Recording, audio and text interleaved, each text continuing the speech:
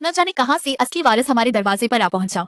वो मेरी माँ से लिपटकर फूट फूट कर रोने लगा और कहने लगा कि वो उनका सगा बेटा है। माँ पत्थर सी हो गई। लियो और मैं भी सुन्न रह गए। लियो ने हाथ झटक कर साफ कह दिया कि हम सबका डीएनए टेस्ट होगा। माँ के तो जैसे पांव ही उखड़ गए और उन्होंने घबराकर प्राची को फोन लगाया।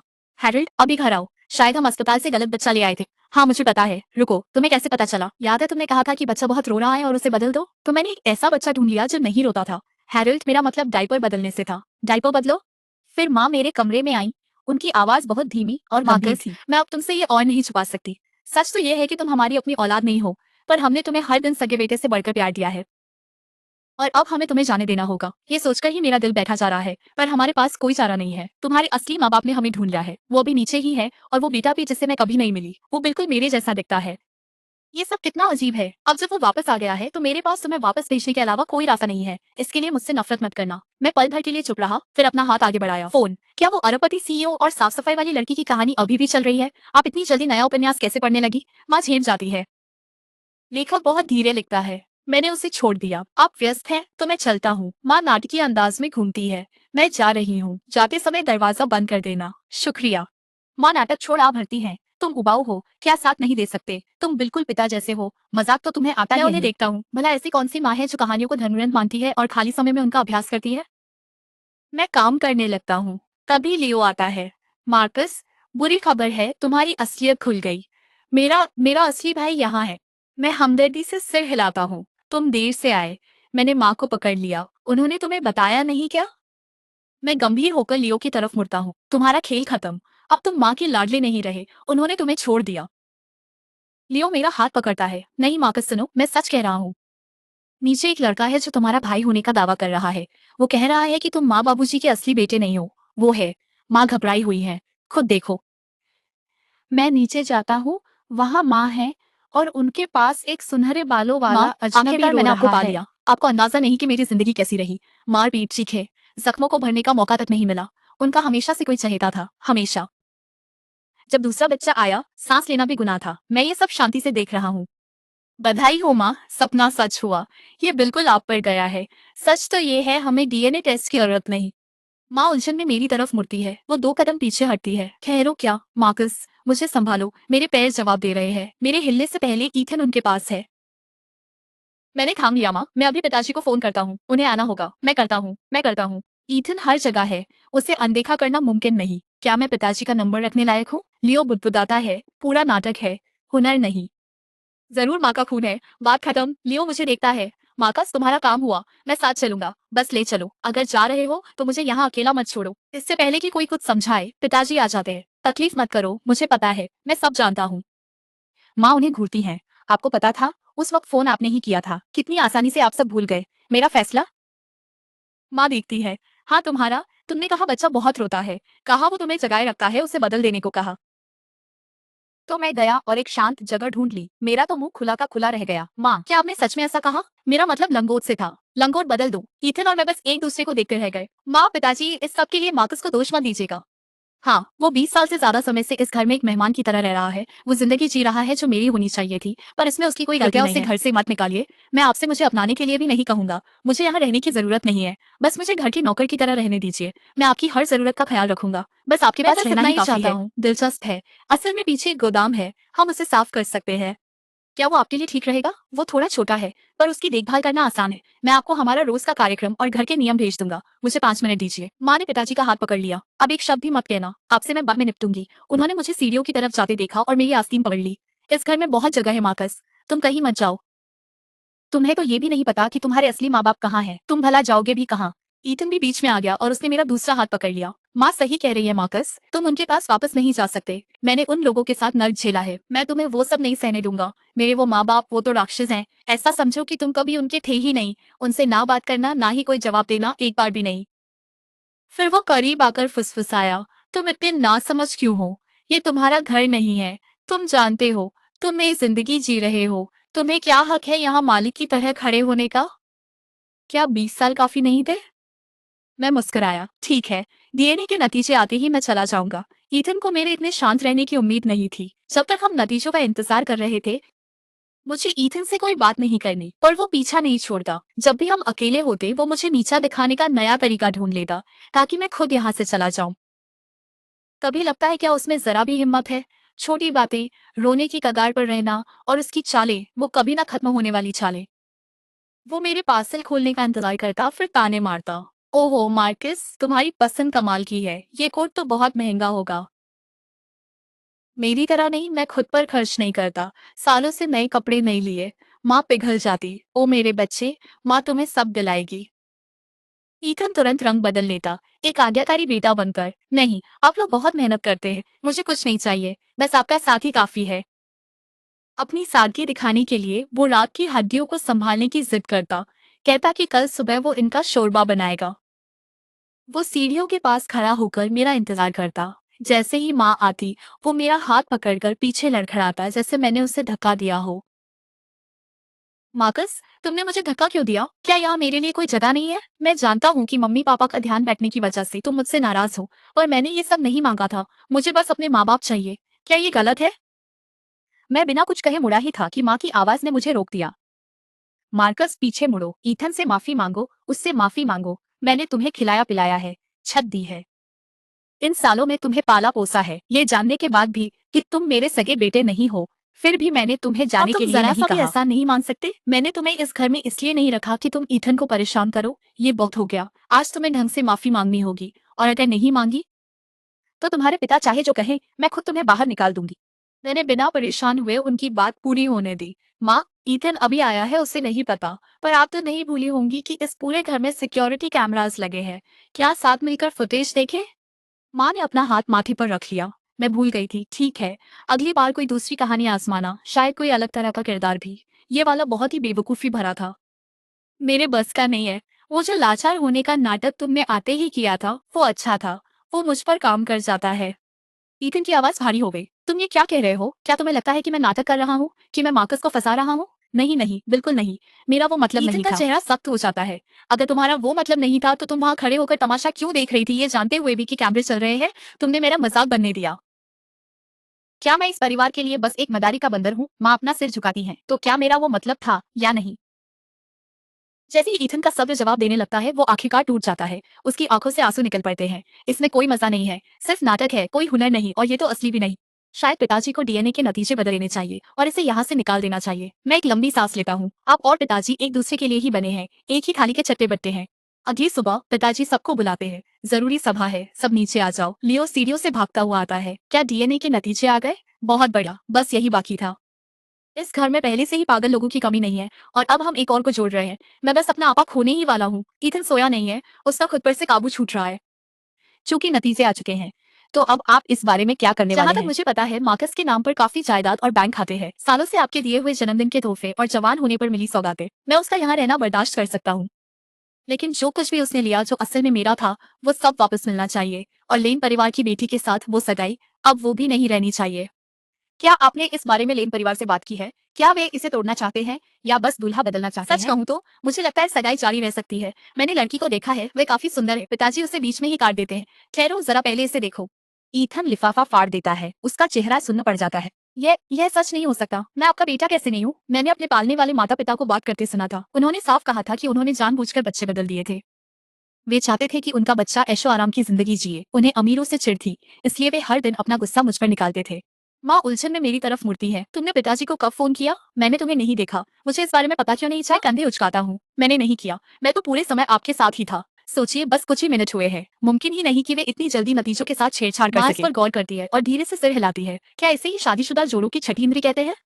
ईथन की आंखें फटी रह जाती है। किसी ने नमूने बदले हैं। वे बल, वह तुम थे, है ना? तुम ये ऐश नहीं छोड़ना चाहते। तुम क्लोई को मुझे नहीं सौंपना चाहते, इसलिए तुमने हमारे बालों के नमूने बदल दिए। तुम बेशर्म हो, अपने असली माँ बाप की तरह। खुद कुछ कमाने में मौत आती है, हमेशा दूसरों की जिंदगी और दौलत चुराने की ताक में रहते हो। घिनौने, नीच। वह मुझ पर हाथ उठाने की कोशिश करता है। उसकी मुट्ठियां उसकी एक्टिंग की तरह ही कमजोर निकलती है।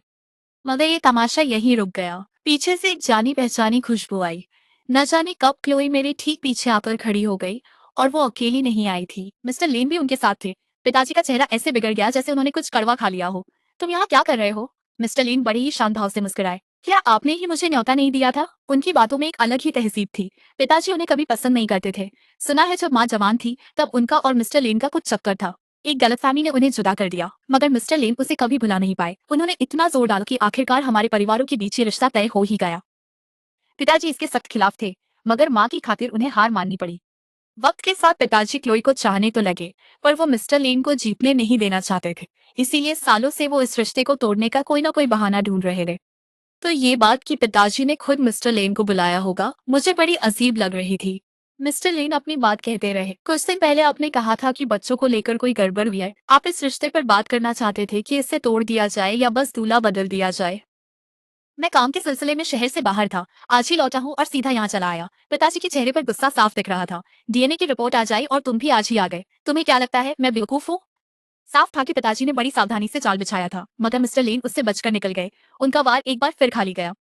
मानना पड़ेगा, ये आदमी बड़ा शातिर है। ईथन की नजर क्लोई पर पड़ती है। वो अपना कॉलर ठीक करता है और अपना परिचय देता है। दरअसल मैं ही तुम्हारा असली मंगेतर हूँ। इस खानदान का वारिस मैं हूँ। वो उसकी तरफ बढ़ता है। क्लोई मुझे देखती है। ये कौन है? क्या ये मेरे लिए आया है? कुछ गलतियां इंसान को माफ होती है, पर जुबान की नहीं। यहीं रुको।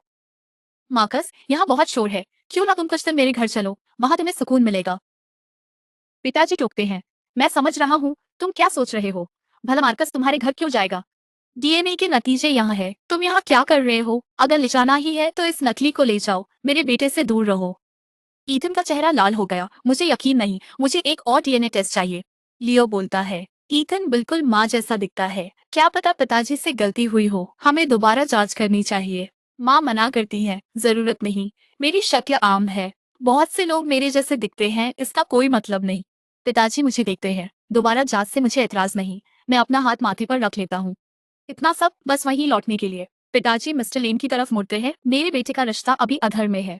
तो क्या बात है? क्या आपका परिवार हिल खानदान के वारिस से जुड़ा रहना चाहता है या मार्कस से? मुझे सीधा जवाब दे। मैंने देखा पिताजी हाथ मल रहे थे, बस इंतजार में कि मिस्टर लेन किसी का साथ दे, ताकि वो माँ के सामने से उनके खिलाफ इस्तेमाल कर सके। मन करता है आंखें मूंद लूं। ये सब करने के लिए यही वक्त मिला था। वो हमेशा बस दिखावा ही करते हैं। मिस्टर लेन पहले बोले, हमेशा की तरह सलीके से। मार्क, अपने पिता को देखो। जैसे ही शक हुआ कि तुम उनके नहीं हो, वो तुम्हें बदलने को तैयार हो गए। एक पल भी नहीं हिचकिचाए, बस यूं ही तुम्हें ठुकरा दिया। उन्होंने ये तक नहीं सोचा कि तुम्हारी माँ को कैसा लगेगा। अगर मैं होता तो ये सब संभालने से पहले ही फिक्र के मारे टूट जाता। मैं भला बाकी सब कैसे संभाल पाता? अगर सच कहूँ तो तुम्हारे पिता वाकई ज्यादा काबिल इंसान है। कोई ताज्जुब नहीं कि तुम्हारी माँ ने उन्हें ही चुना था। मेरी माँ, जिन्होंने ढेर सारे उपन्यास पढ़े हैं, वो ऐसी ही है जिन पर ऐसी चिकनी बातें असर करती है। वो हैरल्ड को ऐसे देख रही है जैसे किसी अजनबी को देख रही हो। पिताजी की आवाज तीखी हो गई। मेरे घर से निकल जाओ। तुम रग रग से ओछे हो और कभी नहीं बदलोगे। मैं कितनी बार कहूँ, मेरे और तुम्हारी माँ के बीच कुछ नहीं था। सिर्फ दोस्त हैं बस। पर आप कभी यकीन नहीं करते और मार्कस और क्लोई की सगाई तोड़ने के बहाने ढूंढते हैं। भला ऐसा कौन सा बाप करता है? मिस्टर लीन दुखी होकर आ भरते हैं। विवियन, उन पर सख्ती मत करो। मेरी ही गलती है कि मैं बेकार हूँ। मेरी बेटी भी भुगत रही है। पिताजी उन्हें घूरते हैं, दांत पीस रहे हैं। माँ के जज्बाती होने से पहले मैं सामने आ जाता हूँ। माँ, अभी जरूरी ये है कि डीएनए टेस्ट दोबारा हो। जरूरत नहीं। पिताजी बिना झिझके कहते हैं। मार्कस हमारा बेटा है, मुझे यकीन है, और मैं किसी को भी उसे हमसे छीनने नहीं दूंगा। मिस्टर लेन एक हल्की मुस्कान के साथ पिताजी की तरफ मुड़ते हैं। माफ कीजिए, मुझे अंदाजा नहीं था कि निशाना मैं हूँ। सच तो ये है, जब तक विवियन खुश है, मुझे कोई एतराज नहीं। पिताजी जैसे अभी फट पड़ेंगे। क्लोई मेरी तरफ देखती है। ठीक है, अब कोई समझाओ कि यहाँ हो क्या रहा है। माँ पिताजी का हाथ पकड़ती है। मजाक है ना? तुमने बच्चे नहीं बदले थे, कह दो नहीं किया। और सच तो ये है कि यहाँ कौन समझदार इंसान पूरे बच्चे को ही बदल देगा। ईथन का भरोसा डगमगाने लगता है। नहीं, ये गलत है माँ। पिताजी, मैं आपका बेटा हूँ। आप मुझे ऐसे कैसे ठुकरा सकते हैं? इससे पहले कि कोई जवाब दे पाता, फटे पुराने कपड़ों में एक अधेड़ उम्र का जोड़ा अंदर आ धमता है। वो आदमी सीधा ईथन की तरफ बढ़ता है। तो तुम यहाँ छिपे बैठे हो, अमीर लोगों को ठगने का नाटक कर रहे हो। क्यों? और नीच इंसान, मैं तुझे मार मार कर अधमरा कर दूंगा। तुझे क्या लगा तो यूं ही किसी रईस खानदान में घुस जाएगा? इतनी हिम्मत कि तुमने कहा हमने बच्चा चुराया है? तुम्हें अंदाजा भी है कि इसकी कितनी बड़ी सजा हो सकती है? मैं तुझे जान से मार डालूंगा। कमरे की दूसरी तरफ वो औरत मुझसे नजरें मिलाती है। उसके चेहरे पर सिर्फ ममता और अपनापन है। क्लोई मेरे करीब आती है। अब भी हमें उलझन में ही रखोगे? आखिर चल क्या रहा है? वो उस औरत की तरफ बढ़ती है। माँ जी, अगर आप बुरा ना माने तो मैं कुछ कहूँ? पिताजी घूमकर देखते हैं। तुम चुप रहो। इतनी कम उम्र में इतनी हिम्मत ठीक नहीं। तुम्हारे बाप ने पहले ही मेरा जीना हराम कर रखा है। मेरा हक भी छीनना चाहती हो? क्या तुम खुद को मुसीबत में डालना चाहती हो? कमरे में असली खतरे को भांपते हुए क्लोई पिताजी आखिरकार सच बता ही देते हैं। पता चलता है कि जब हम सब डीएनए के नतीजों का इंतजार कर रहे थे, पिताजी अपनी ही छानबीन कर रहे थे। उन्होंने उस रात के अस्पताल के सारे कागजात निकलवाए, डीएनए के नतीजों से सब कुछ मिलाया और फिर जाकर असलियत का पता लगाया। रीड परिवार ने उस वक्त बच्चों को बदला था, वो बात सच थी। ईथन इस बारे में झूठ नहीं बोल रहा था, पर एक बात है जो उन्हें नहीं पता थी। जिस रात नन्हे ईथन को अस्पताल के कमरे में मां के पास रखा गया, वो लगातार रो रहा था, जिससे रात भर उनकी नींद बार बार टूटती रही। आखिरकार मां तंग आ गई। हैरोल्ड, इसका कुछ करो, ये बस रोता रहता है, मैं और नहीं झेल सकती। पिताजी, जो मां के लिए कुछ भी कर सकते थे और जो सच कहूं तो उस बच्चे से पल पल चिढ़ रहे थे, उन्होंने नन्हे ईथन को उठाया और वार्ड में टहलने लगे। उस रात वहां 5 नवजात बच्चे थे। पिताजी को जो बच्चा सबसे अच्छा लगा उसे उठाया और घर ले आए। वो बच्चा मैं था। रीत सन रह गए। क्या? नहीं, ये मुमकिन नहीं। ऐसी चीजें यूं ही नहीं होती। इतने सालों से हम अपने ही बेटे को मार रहे थे। तुम झूठ बोल रहे हो, ये झूठ है। तुम्हें लगता है ईथन बिगड़ गया है, इसलिए तुम हमें निकालने के लिए ये सब कर रहे हो, है ना? मिस्टर रीड उंगली उठाकर बोले, मुझे पता था। मुमकिन ही नहीं कि इतने बड़े घर में कोई सुरक्षा ना हो, एक अलार्म तक नहीं। मिसेस रीड बोली, बिल्कुल, ये कोई चाल है। क्लोई ने पिताजी की तरफ देखा। पर आपको इतना यकीन कैसे है? आप कैसे कह सकते हैं कि मार्कस आपका ही है? सिर्फ डीएनए टेस्ट से? पिताजी हंसे। उन्होंने जैकेट से कागजों का पुलिंदा निकाला। एक डीएनए टेस्ट गलत हो सकता है, पर ये सारे एक साथ गलत नहीं हो सकते। मार्कस और माँ, मार्कस और पिता, मार्कस और लियो, ईथन और माँ, ईथन और पिता, ईथन और लियो। हिल्स ऐसे ही काम करते हैं। जब सब कुछ शांत हुआ तो पिताजी ने पुलिस को बुलाया। पता चला कि छानबीन के दौरान उनके हाथ कुछ और ही लगा था। रीड्स का ताल्लुक बच्चों की तस्करी से था। जब बच्चा बदलने का दाव चल गया तो उन्हें एक ख्याल आया, क्यों ना इसे ही एक कारोबार बना लिया जाए। जितना उन्होंने इस बारे में सोचा, उतना ही ये उन्हें शानदार लगा। और रही फिर बात उन्होंने असल ईथन में के ऐसा माँ ही जैसा किया। दिखने की, तो यहाँ आने से पहले उसने सर्जरी करवाई थी। उसके हिसाब से चेहरा 40% बदल चुका था। उसे लगा कि सिर्फ डीएनए परिवार के साथ मेरे 20 साल के रिश्तों पर भारी नहीं पड़ेगा, इसलिए उसने माँ जैसा चेहरा बनाया ताकि पलड़ा उसकी तरफ झुक जाए। उसने माँ का चेहरा इसलिए चुना क्योंकि उसे लगा कि औरतें भावुक होती हैं और जल्दी मान जाती हैं। पर उसने ऐसे परिवार के बारे में नहीं सोचा था। उसका वो चेहरा तो बेकार ही गया। रीड्स के पकड़े जाने के बाद ईथन ने वक्त नहीं गवाया। वो बार बार नजर आने लगा, वैसे मेरे पास नहीं, क्लोई के आसपास। क्लोई, मुझे माफ कर दो। मुझे अंदाजा नहीं था कि मेरे माँ बाप ऐसा कुछ कर सकते हैं। मुझे नहीं पता था कि ये सब ऐसा मोड़ लेगा। क्या तुम मुझे माफ कर सकती हो? इस परिवार पर मेरा दावा भले ही झूठा हो, पर तुम्हारे लिए मेरे जज्बात सच्चे हैं। क्या तुम मुझे खुद को साबित करने का एक मौका दोगी? मुझे दिखाने दो कि किस्मत के अलावा मैं हर मामले में मार्कस हिल से बेहतर हूँ। बहुत सुन लिया मैंने। ईथन, बाहर निकलो। मैं सुरक्षा गार्ड को इशारा करता हूँ। ईथन को बाहर निकाल दिया जाता है। क्लोई उसे जाते हुए देखती है। क्या उसकी तबीयत वाकई खराब है? वह मुझसे माफी क्यों मांग रहा है? मैं हंसा हूँ। क्या इसे समझना वाकई इतना मुश्किल है? तुम्हारे करीब आने के लिए उसके पास और क्या बहाना है? क्लोई नजरें फेर लेती है। मुझे देखकर ऐसे मत मुस्कुराओ, इसका मुझसे कोई लेना देना नहीं है। पिछली बार उसने बिना पूछे मुझे छूने की कोशिश की थी, तो मैंने उससे जोरदार थप्पड़ जड़ दिया था। तुम मेरी जिंदगी में हो या न हो, ऐसा कभी नहीं हो सकता कि मैं उसके साथ रहूं। निहायत ही घटिया इंसान है वो। मगर एक बात है, ये सिर्फ सदस्यों के लिए बना एक निजी क्लब है। यहाँ की सदस्यता 10 लाख से शुरू होती है। तुम तो उसे यहाँ लेकर नहीं आई। अंदर आया कैसे? मैं इस बारे में सोचता हूँ। जरूर किसी ने उसकी मदद की होगी, वरना उसे मेरे आने जाने का वक्त इतने सही तरीके से कैसे पता होता? क्लोई कहती है, तुम्हारे और मेरे पिता के बीच की अनबन आजकल कुछ ज्यादा ही बढ़ गई है। तुम्हारे पिता तो शुरू से ही मेरे पिता को पसंद नहीं करते थे, मगर वे मुझसे हमेशा तमीज से पेश आते थे। जब से ये सारा मामला बिगड़ा है, वे अब मुझे ठीक से देखते तक नहीं है। मैं पूछता हूँ, क्या तुम यह कह रही हो कि ईथन ने मेरे पिता की सदस्यता कार्ड का इस्तेमाल किया? क्लोई मेरी बात काट देती है। मैं ऐसा नहीं कह सकती।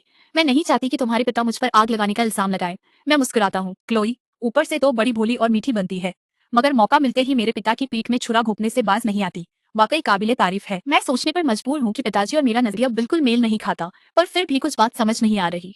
आजकल माँ पिताजी से खिंची खिंची रहती हैं, इसलिए वो अपना सारा गुस्सा लेन परिवार पर निकाल रहे हैं। पर इस हादसे ने लेन परिवार के लिए उनकी नफरत को माँ के सामने पूरी तरह साफ कर दिया है।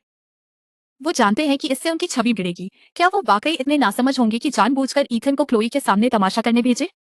मैं उठा, सोचा घर जाकर पिताजी से तसल्ली से बात करूं, और पहुंच नहीं पाया। रास्ते में ही आंखों के आगे अंधेरा छा गया। मैं पिताजी तक पहुंच ही नहीं सका। जब आंख खुली तो मैं बंधा हुआ था। जब मेरी आंखें खुली तो दुनिया डोल रही थी। मेरे हाथ पांव पीछे की तरफ मोटी रस्सी से कसकर बंधे थे। हिलने तक की जगह नहीं थी। इसे समंदर के बीचों बीच ले चलो, वहीं फेंक देना, इसे कोई ढूंढ नहीं पाएगा। तो असल में ईथन का निशाना शुरू से मैं ही था। मुझे लगा वो क्लोई के पीछे पड़ा है, पर अगर वो मुझे रास्ते से हटा भी दे तो भी ईथन हिल खानदान का असली वारिस नहीं बन सकता। सच कहूं तो मुझे समझ नहीं आ रहा, ये सब सिर्फ और जुर्म करने के लिए। मिस्टर रीड हंसे। अच्छी कोशिश है, पर तुम मुझे फंसा रहे हो। वो फौरन समझ गए। सही भी है। जो आदमी सालों से तस्करी का धंधा बिना पकड़े गए चला रहा हो, उसे मामूली बातों से बेवकूफ नहीं बनाया जा सकता। मिस्टर रीड मुस्कुराए। क्या मैं बेवकूफ हूँ? क्या मैं तुम्हें सब बता दूंगा? ईथन और मैं अलग हो गए। दो तरफा हमला। वो उस पागल लड़की के पीछे गया है। मैं तुम्हें खत्म कर दूंगा। तुम बेनिशान मिट जाओगे।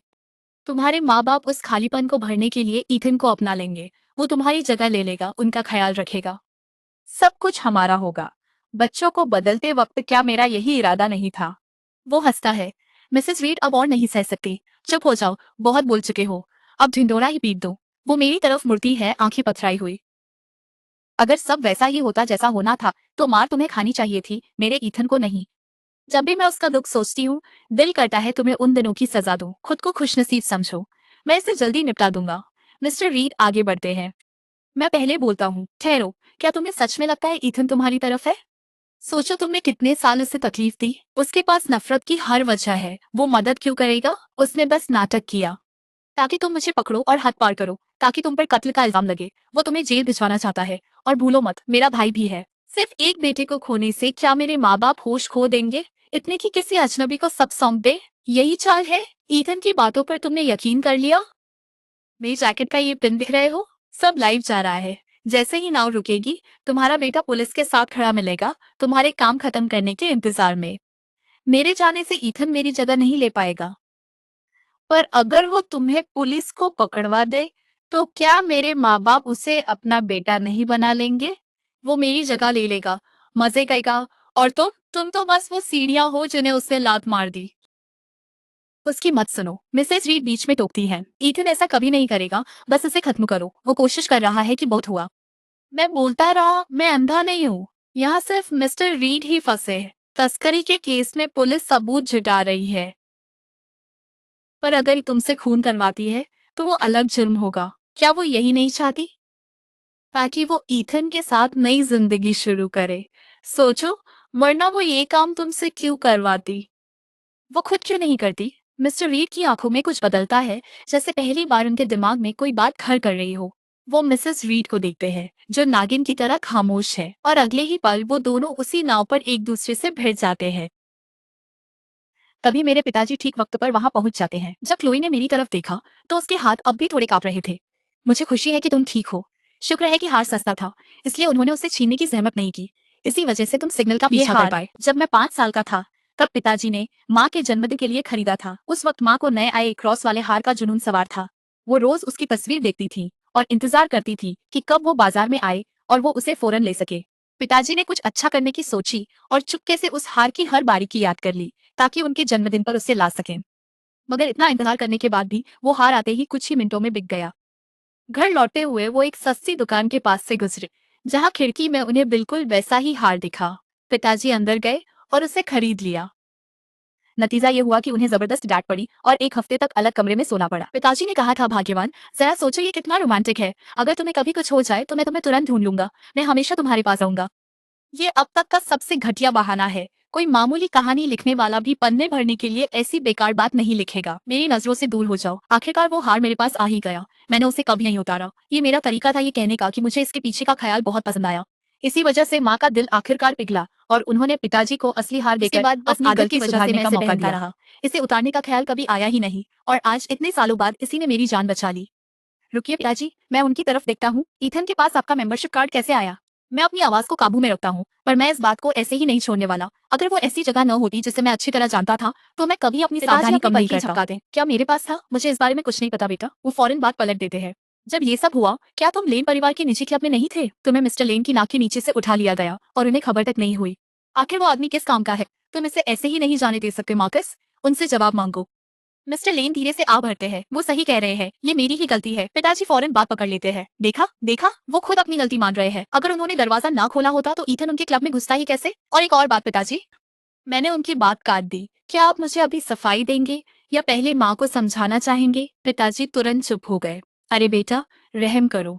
वो चेहरा ही ऐसा था, उसका चेहरा तुम्हारी माँ जैसा था। जब पता चला कि वो मेरा बेटा नहीं है, उसे देखकर ही मेरी रूह काम जाती थी। मैं उसे पैसे देकर सब ठीक करना चाहता था, ताकि उसे पुराना चेहरा मिल जाए। उसने कहा कि वो सिर्फ एक शर्त पर मानेगा, मेरा मेंबरशिप कार्ड। मुझे अंदाजा नहीं था कि बात इतनी बढ़ जाएगी। अगर पता होता तो मैं उसे कभी ना देता। मिस्टर और मिसेस रीड हिरासत में। तस्करी के इल्जाम तो थे ही, अब अपहरण भी जुड़ गया है। कम से कम 15 साल की सजा तो होगी। ईथन पर भी साथ देने का इल्जाम लगना चाहिए था, मगर मिसेस रीड ने सारा इल्जाम अपने सर ले लिया, जिम्मेदारी खुद ली और तब तक लड़ी जब तक ईथन बेगुनाह होकर बाहर नहीं आ गया। कोई केस नहीं हुआ, लेकिन बाहर आते ही पिताजी के आदमी इंतजार कर रहे थे। वे उसे सीधे क्लिनिक ले गए और उसका पुराना चेहरा वापस दिलवा दिया। तो जब वो मुझे ढूंढते हुए आया तो मैं उसे पहचान भी नहीं पाया। तुम समंदर में मरे क्यों नहीं? तुम्हें तो अब तक खत्म हो जाना चाहिए था।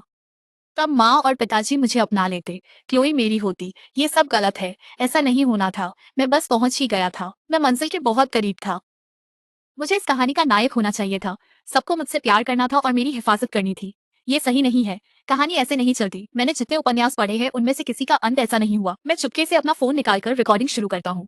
कभी तो वह ऐसी हरकतें करता था। बहुत ज्यादा रोमांस वेब नॉवेल्स पढ़ ली है उसने।